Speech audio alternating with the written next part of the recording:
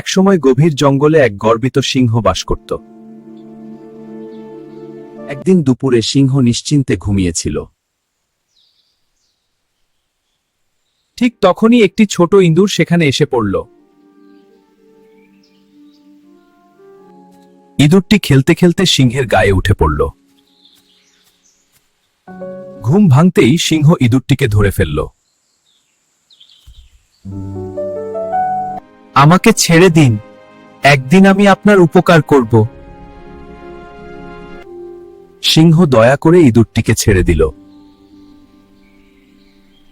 কিছুদিন পর সিংহ শিকারীদের জালে আটকা পড়ল। ছোট ইঁদুরটি দাঁত দিয়ে জাল কেটে সিংহকে মুক্ত করল। সেদিন সিংহ বুঝল, ছোট বন্ধুও বড় উপকার করতে পারে।